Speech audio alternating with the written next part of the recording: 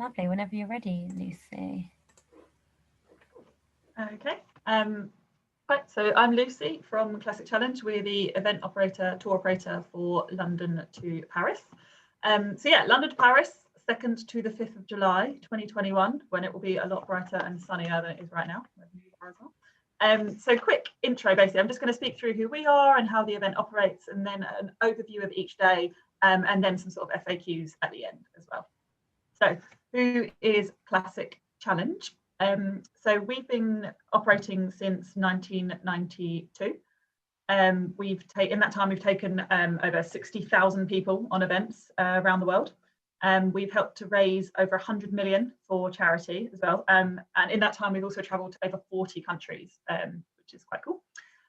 More recently, we've been working with the student market quite a lot. And in the last 4 years, we've successfully transported over 1,000 participants to the Eiffel Tower, which is great. So with that, our team sort of had a lot of experience working solely with the student market, like yourselves, in the lead up to the event, about how the comms plan works, about how to work around your fundraising to do with the university deadlines, and then on the event itself. So our team generally, it's the same team that come back every year because we really love this event. And so we've got a lot of experience of how to manage your expectations, how to sort of build you up throughout the ride, how to help you with the highs and the lows, and then ultimately help you get to the Eiffel Tower on the final day. So sort of an overview, of how the event works. So typical day, early wake up.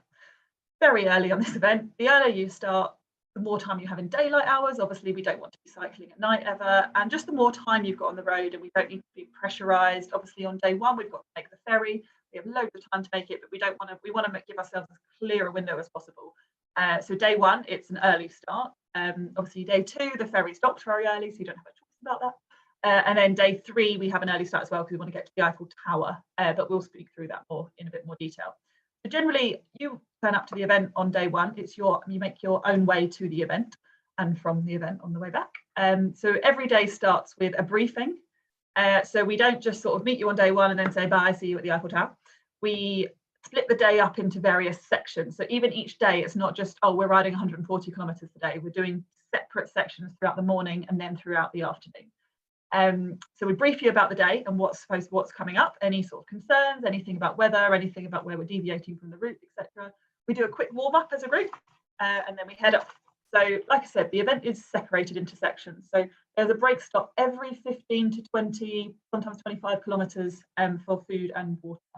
So this is everything you need. So when you ride, you just need to cycle with yourself, a water bottle and a spare inner tube in your jersey. You don't need to have anything else because at the break stops, it's everything you need. We've got medical support, mechanical support, all of the Haribo you could ever need, all of the bananas, everything you need is catered for at those break stops. Every day, we then also have an hour to an hour and a half full regroup lunch stop. So this is where the whole group comes back together. We brief about the afternoon section of the event and then what's happening in the evening, whether it's boarding the ferry that evening, going out for dinner in our town of Évora, or ultimately getting to the Eiffel Tower on day three. So each day is separated, early start breakfast briefing, intersections throughout the day, big lunch, and then afternoon, evening events. So any event we operate anywhere in the world, everyone always asks, what's the weather going to be like? And the main answer is always unpredictable. Obviously, we can try and plan for the weather. So the average daily temperature when we're going to be there is around 20 to 25 degrees. And generally, obviously, like I said, we've been doing this event on this exact weekend for 4 years, and it is always basically really sunny. So fingers crossed. However, we've got to prepare for all weather. So sun cream and waterproof hand in hand. It does usually heat up as we make our way through France, and we have had some super scorching weekends when we've done this before, where obviously you've then got to think about, although you don't have the rain aspect, you've got severe dehydration, so we need to keep you hydrated and things like that, and we'll move on to that in a bit. But we'd hope for, and we've booked in, sunny weather, but obviously you just need to be prepared. But it is generally a really nice, warm weekend. And then you also obviously get the great cycling tans with your lycra lines, which everyone sports after. So the terrain. So again, a bit like the weather of unpredictable, the terrain is varied, and that's just not a get out, it is varied. So day one is a mixture of flat, undulating and hilly terrain. There is, as we move through into the South Downs, although they say downs, there are also ups, there are some climbs. And then you've also got a few quite steep climbs as we get to Portsmouth, and then you've got an amazing view out as you get down and swoop down onto the coastline. Once we get over to France on days 2 and 3, there are some bigger climbs. Obviously, France is famous for its cycling, but cycling in France is just so much nicer. The roads are better quality, they're wider, they're so much quieter. So climbs you're not sort of pressurized by traffic like you are when we first get out of London. So even though they're hills, they're actually really enjoyable. And obviously you've got big climbs, they come with sweeping descents as well, which is pretty cool. Right, so typical day, weather, terrain, accommodation. So what you're going to be sleeping in. So on the Friday night, we sleep on reclining seats on the ferry. So we cross from Portsmouth on Brittany ferries, and we are on reclining seats. So imagine sort of a business class seat on a plane. So they go back quite far, and obviously on your kit list will be sleeping bag or a blanket or a pillow, whatever you think will make it more comfortable for you. But you'll be fairly knackered anyway, and it's quite a late crossing, so everyone usually just passes out and it's fine. Day 2, so on the Saturday night, we are in a town called Évreux, and there we're staying in an ibis. So there it's twin and triple share. So room shares will be communicated through your challenge leaders and then through the charity and myself, and we'll work it out. If you're signing up completely on your own, that's also absolutely fine. We sort out we sort of spin you up with other people, so no one will be on their own. On the Sunday night in Paris, we are also at an ibis, a slightly fancier ibis, which is nice. And these are done, again, it's a twin share at that ibis, which is nice. So how are you going to get to Paris? On your bicycle. So everyone that takes part in this event generally takes part on a road bike or a hybrid. The whole event is on road, so there's no need for a mountain bike or off-road tyres or anything like that. And I'd strongly not recommend you do that. If you don't have a bike, that does not mean you can't take part in London to Paris. We can facilitate bike hire for you. If you choose to go through that, we've got a recommended supplier that we can put you in touch with, and we've sort of got a platform that you can book that through. If you do that, your bike gets delivered to the start where you get fitted by one of their mechanics. You then cycle successfully all the way to Paris, load up your bike in the van, and it's taken care of, and we drive it back to London for you, so you don't need to worry about anything to do with that. So it's a very simple, efficient way of hiring a bike. If you do have a bike, great, that means you'll be training on it. Then obviously it's your responsibility to get your bike to the start. You then also successfully cycle to the Eiffel Tower. You load your bike up onto the van once you're at the tower. We then truck that back to King's Cross, and once we disembark the Eurostar, you're reunited with your bike. So again, very simple, very easy ways of getting you to and from France. If you don't have a bike, you should obviously still sign up to the event. And the fitter you are, the more you'll enjoy this event. And you can do a lot of training on a static bike in a gym, but there's nothing that really replicates on the road training. So if you are going to train quite a lot in the gym, you need to try and borrow a bike from a friend or a family member just to get some road experience again. Because a lot of us, when we sign up to this event, we generally haven't got our bike out of the shed for a long time and things like that. And this event can work for entry-level cyclists as long as you train enough and you've got sort of get road experience under your belt. There's no reason why you can't take part. Just like if you're an avid cyclist, obviously you'll be out on your bike all the time training. So the fitter you are, the more you'll enjoy this event, but you do definitely need to get some road experience before you head out. Right, next one. Food and drink. So food is basically key to any successful activity anywhere in the world, especially on an event like this. So whether you're new to doing a sportive type event like this, or you do challenges all the time and that's just how you spend your Saturday, then you'll know the importance of food, and food is fuel for an event like this. So dinners that we have will be wholesome and tasty to provide energy. There'll be lots of carbs, but basically we just need to get those calories in, which we do. Like I said, we have break stops very regularly, and these breaks have all you need to keep you on the road. We've got fresh fruit. Towards the end of the day, we sort of have sugars to get your boost up towards the end. We also have to replenish your salt due to how dehydrated you'll be and things like that. So breaks are very well, they're designed to be nutritionally complete for you. So you'll definitely get fed a lot, and we do really emphasize the importance of eating a lot on this event, which is great. You can eat a lot because you're burning so many calories, so there's no concern. And like I said, it can get hot, especially once we get over to France. And so water is key. Obviously, you're working so hard, your bodies are really pushing at this point. And so hydration is very important, and our team will be very on top of that. And if there's ever a need for you to, your water bottles run out or anything like that, any of our event vehicles will always have water. So you could always just pull over, flag down one of the vehicles, pop up, be on your way. We'll talk a bit more about that now. So like I said, we've been running the event for 4 years. So generally the same team come back every year. This is us in 2019 on that picture there. So these guys have been they've been enjoying this event for years with the students and sort of the different elements that brings to the event. So you've got an event manager. So this person is in charge of all the logistics. So they're generally moving forward on the route. They're checking the brake stops are all in order. They're moving ahead to lunch to check all the dietary requirements. They're going to the hotels to check rooming. They're just keeping it all running, really. We're also then supported by bike guides. So these are people on the road with us. So on the road support on their bikes. So we split the event into ability or speed groups, if you will. It's not strict. If one day you wanted to stretch legs and go in the fast group, that's fine. If one day you wanted to hang back with a friend and go in the slower group, that's also fine. It's just, these are sort of markers that we have to know you're supported on the road. You can be fluid with the groups and how you choose to cycle. We then also have a cycling doctor. So the doctor's usually at the back of the pack. And this is on all of our events, generally because that means everyone knows where the doctor is, and generally that's where the problems are. And equally, if you ever needed the doctor, just like if you needed water, pull over, wait for the back of the pack to come through, and you've been met with the doctor. We then are very much supported by our team of mechanics. So these people are in vans moving up and down the group. They also go ahead to the brake stops and lunch and the hotels, just providing all the mechanical support that you need. Obviously, it's great on this event if you can change your own puncture. If you can't, no worries. That's why we have these guys with us.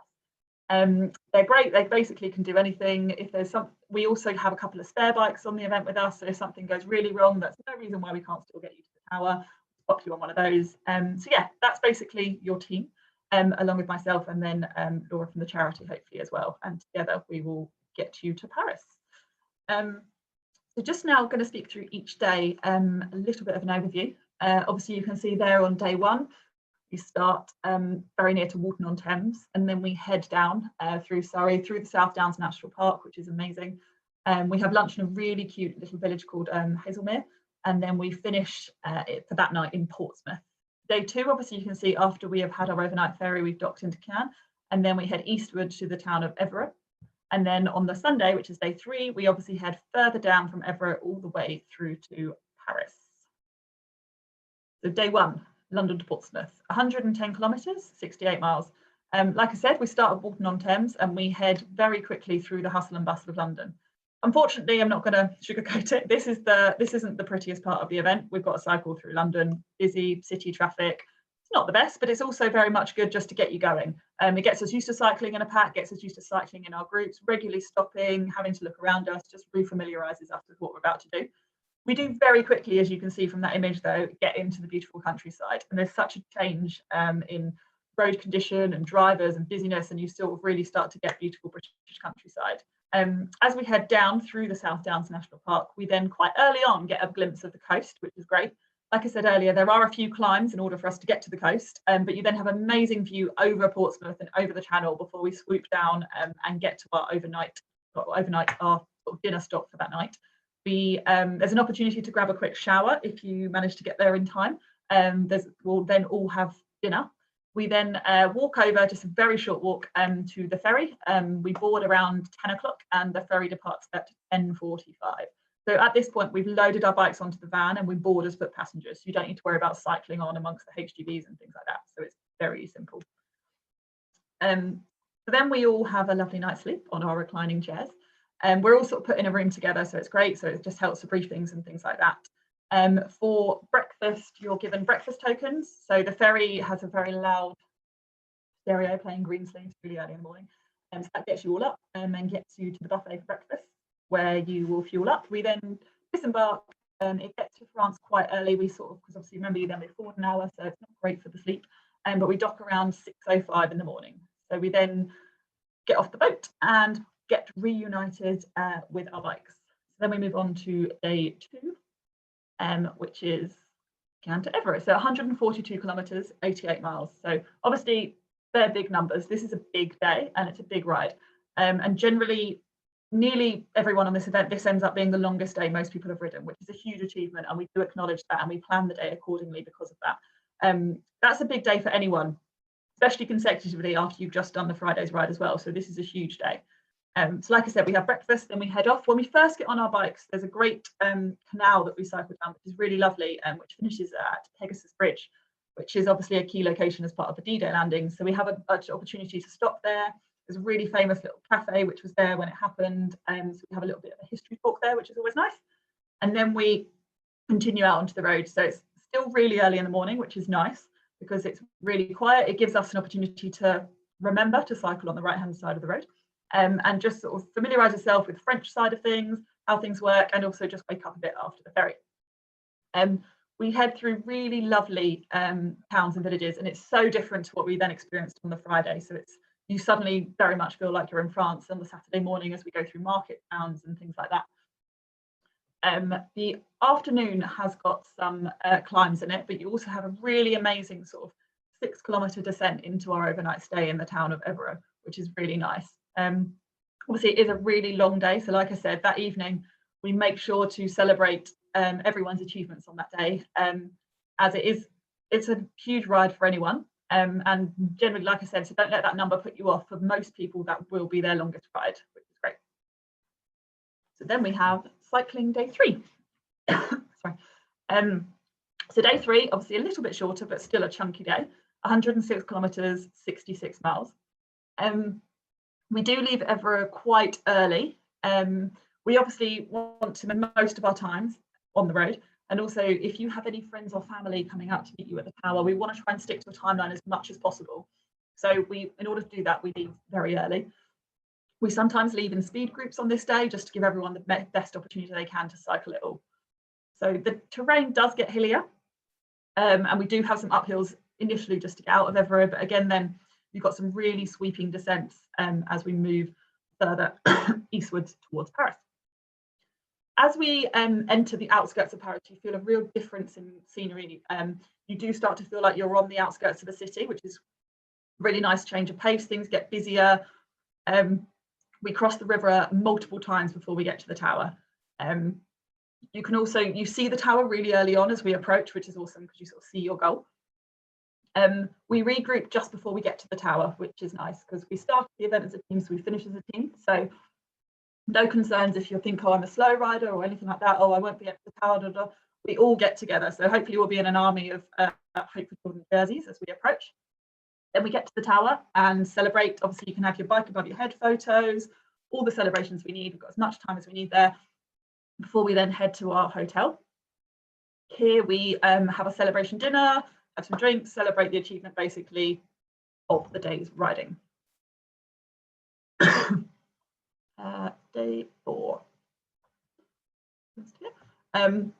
So today no riding, which is exciting for everyone.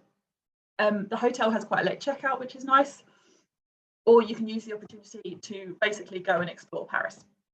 There's so much to see in Paris that you can see just by foot. You don't need to pay entry fees for things. Just walk up and down the Seine, down the river. There's amazing architecture in Paris, so just wandering is really awesome. We've got quite a long time because our transfer to the Gare du Nord isn't till the afternoon, so you've got all of the morning to make the most of your time. And then our Eurostar gets into King's Cross generally around 6:30. That's that day. So now there's just some bits. So sort of I've given an overview, but included obviously accommodation, all the meals as stated. The event is fully signed, but obviously we've also got our cycle guides with us.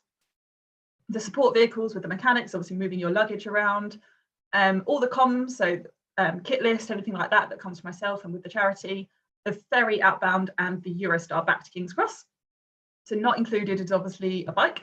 So it's your responsibility to either use your own bike or use one of the hire that we can facilitate for you. Any evening drinks, food on day 4, apart from breakfast, which is the free day in Paris, any personal equipment and travel insurance.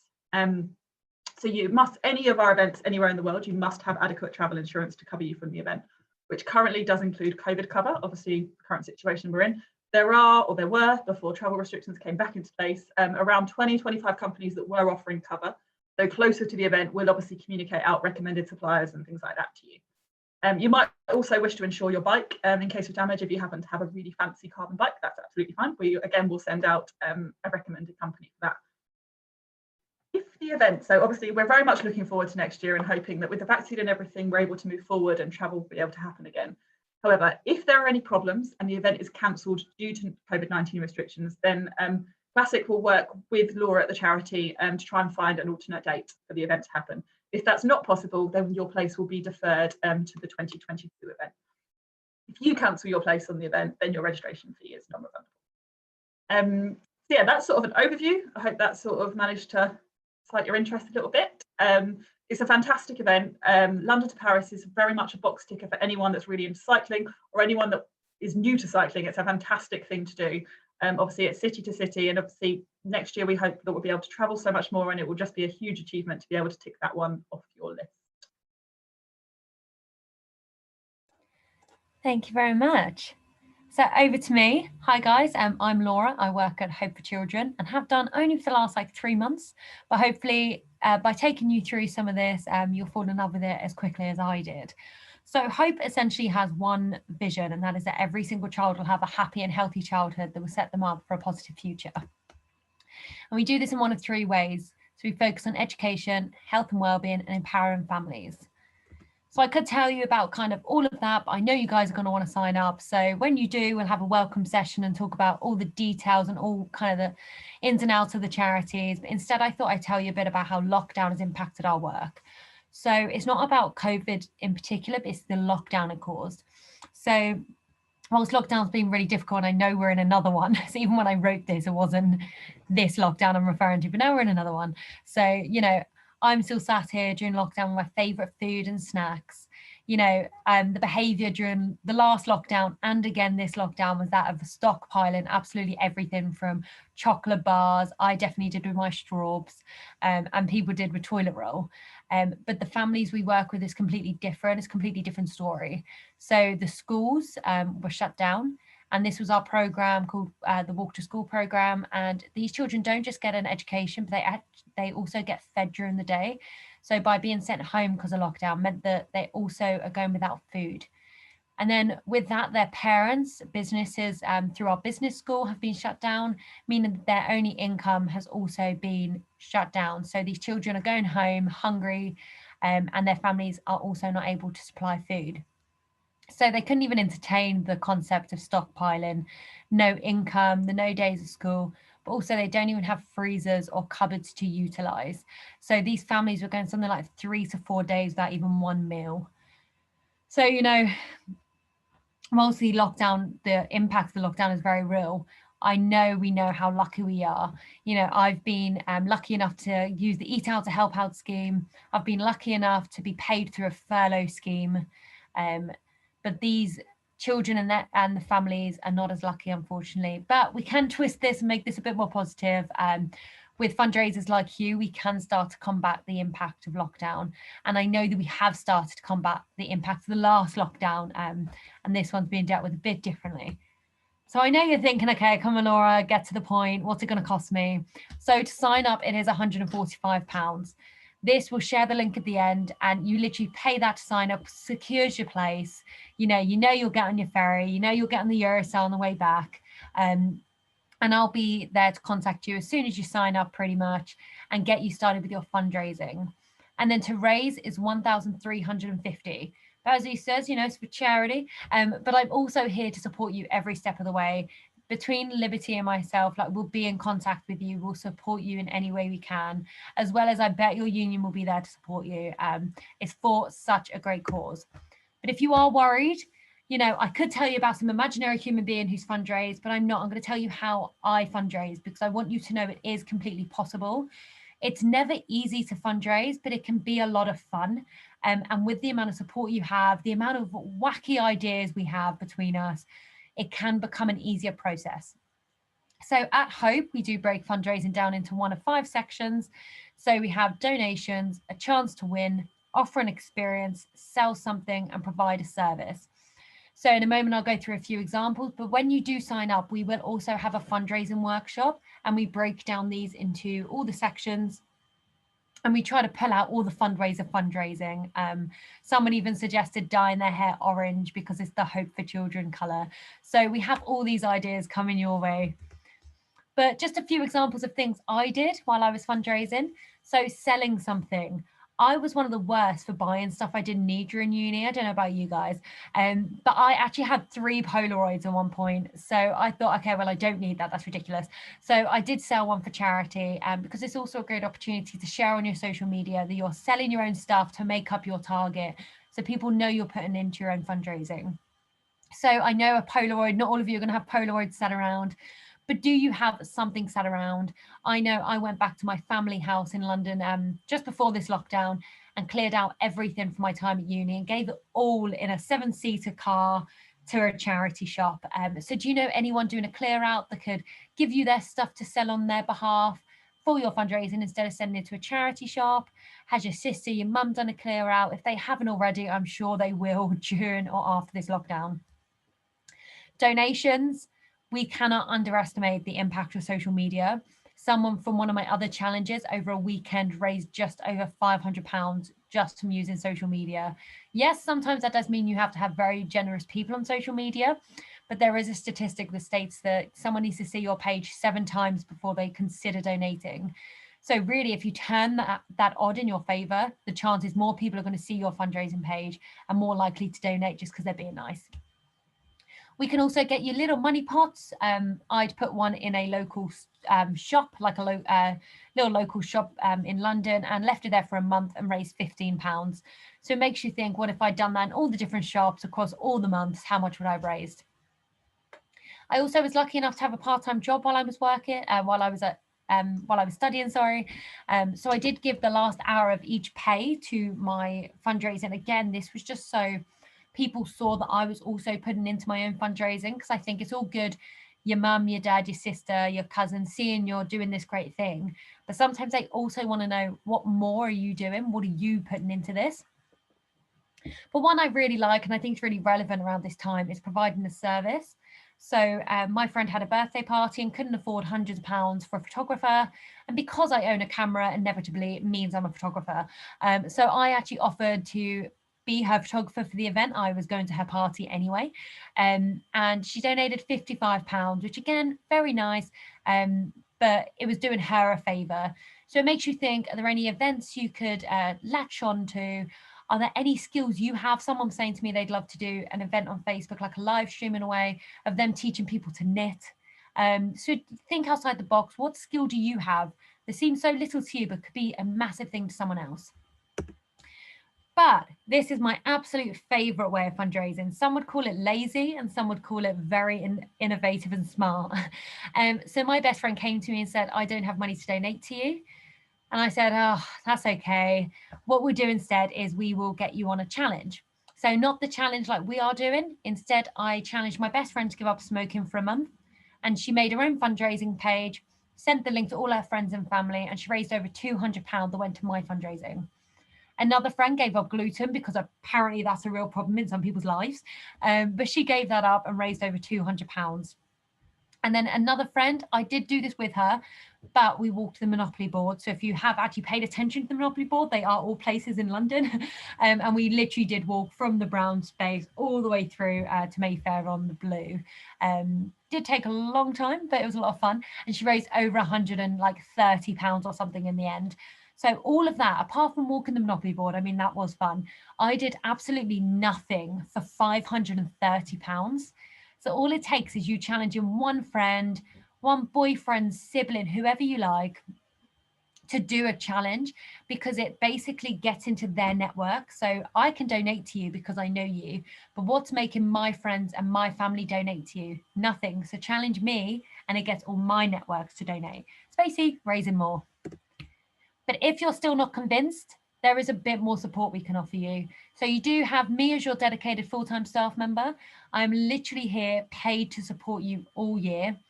The only thing I physically cannot do is do the fundraising for you, but I can get you all the wacky ideas, all the top tips, all the social media posts you need. We do have your ambassador, Liberty's your ambassador for the year. She is here, and we will get her trained up with all the other ambassadors, and hopefully you'll feel empowered enough to lead your team, and then you'll be able to fundraise together and really bond as a team. You'll then have workshops. So as soon as you sign up, we'll find a date, maybe a week, 2 weeks away, and get you all to meet one another. We'll go into the nitty-gritties of the charity, where the money would go, and so on. Then we'd have one-to-one planning sessions. So again, you are not left alone. We will check in on you every now and then. So we have pretty much a 20%, 50%, 80%, and 100% target with your fundraising. We'll probably check in twice around that date. And then you have resources, an online library and a handbook. This is essentially if you do want to put an Instagram post or a Facebook post and you don't know how to, word things, that's okay, because we do have posts pretty much ready for you. Just got to click in, choose your favorite one, change it, put a few emojis and stuff and post them. So hopefully you are convinced. I mean, this is my last photo of the Eiffel Tower. I was lucky enough to go with my last job just for the day.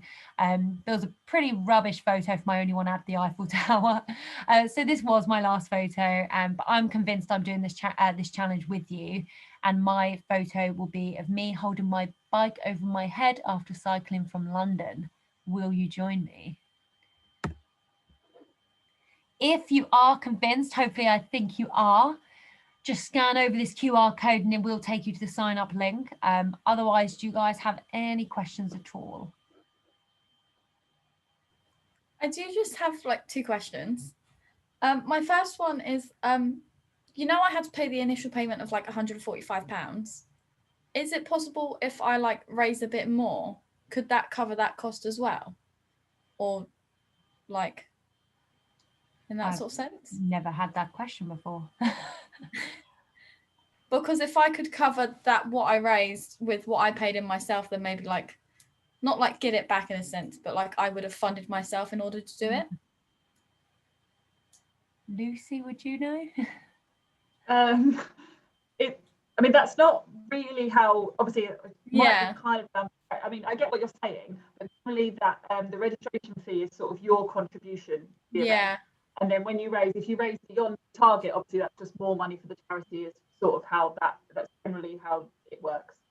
Oh, okay. I just did a different event before and that was sort of happened in that sort of sense, but that's okay. And I was just wondering, on the actual bike ride, is there going to be just like the people from Bournemouth, or is it going to be a whole group of us?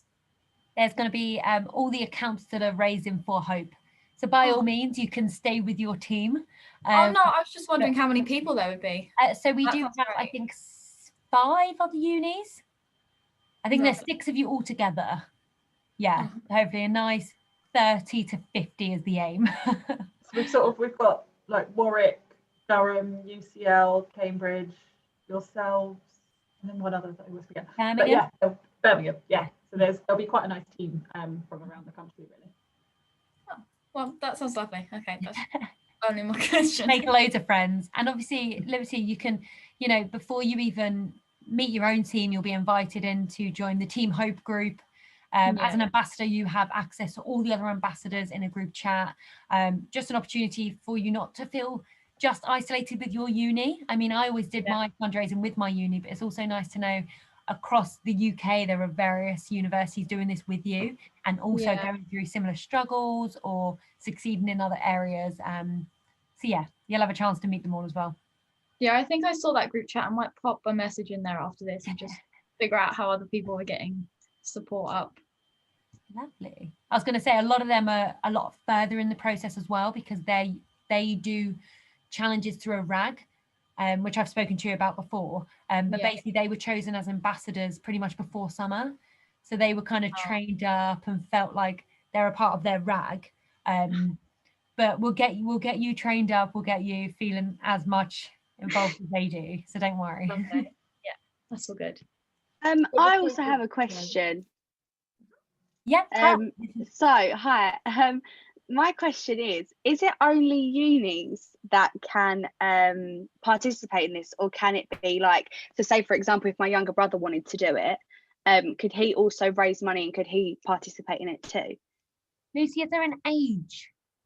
So you have to be 18 to participate. Right, and this is next year, isn't it? Yeah. Next July. Yeah, so he'd be 18, yeah.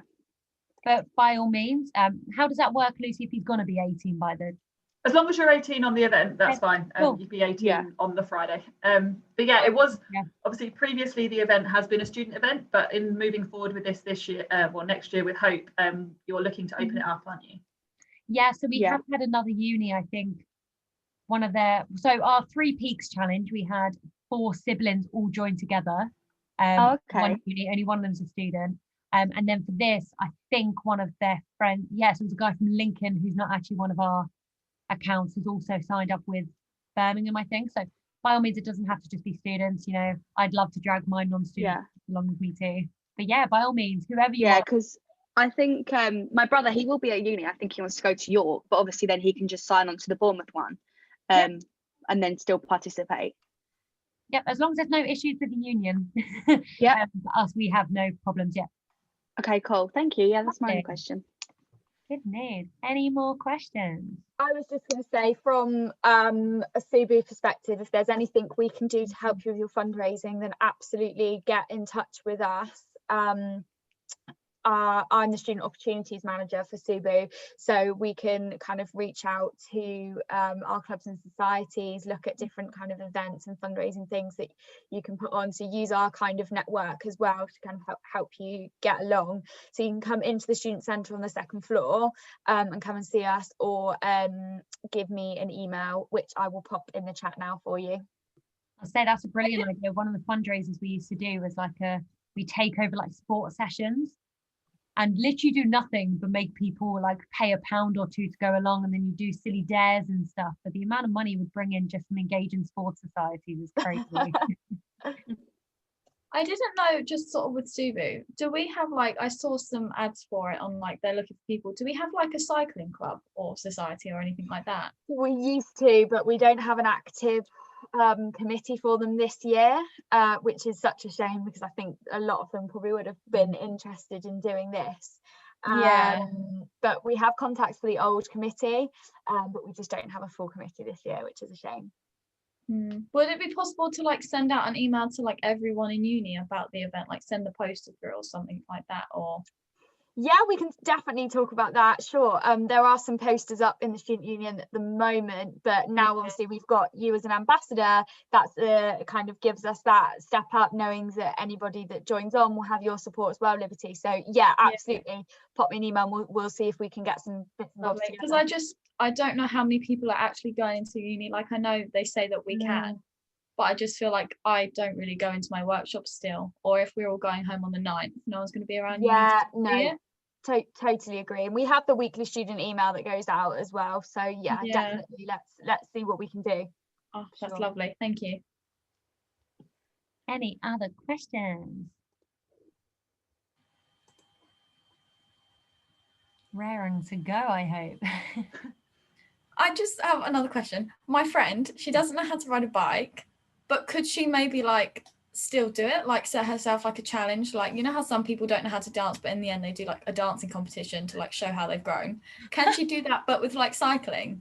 I think dance is a bit different. I think you do need to be able to ride.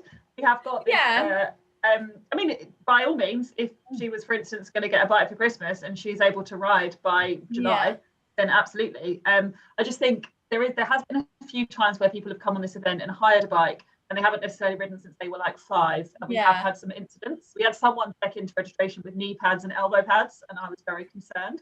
Like, what is it? And then it was very clear he didn't know how to ride a bike, and unfortunately didn't make it beyond the start line. But so there are, because you just have to, like I said, when we first start riding, you are in London traffic, so you just need to, but by all means, I mean, that would be a great, it'd be like a thing, we'd start it in like, say January, where the weather starts to get warmer, it'd be like a personal challenge, like start doing the training and getting there, like, because Bournemouth is quite heavy as well, and it's the right great fundraiser in itself. Like I'm gonna learn how to ride a bike and get there. And cycle to Paris, I mean, basically anyone can be on this event as long as you can ride a bike. So yeah, that's sounds like great. Let's say if they feel like they can do it, that's on them, isn't it? Also, do you know how many miles it is? Like the whole thing, like all the days put together, like roughly how many miles it is? Quickly adding up for you. 88 plus 66 plus 68. So, oh Jesus, that's a lot. So 200. 222, is it? Oh, I work in K as well, so sorry. Let me just add up the K. K is always better for your fundraising because it sounds higher. 110 plus 142 plus 106. So it's 358 kilometres. So 360 kilometres basically. All right, okay, cool. I was just wondering, just so I could like figure out in my head how long we would be cycling for. Thank you. So 222 miles, but kilometres sounds better because it's higher. Yeah. So go with kilometres. It sounds further. Okay, thank you.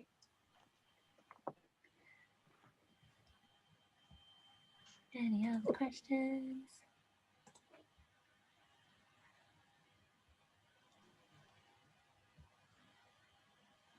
No? If we are all good, I will stop sharing my screen. Don't worry, I will share that link in the Bournemouth London to Paris event if that's where you found this link. Otherwise, I'll also send it to the Students' Union and the challenge leader. But yeah, I will stop the recording as well. Did I do it? No.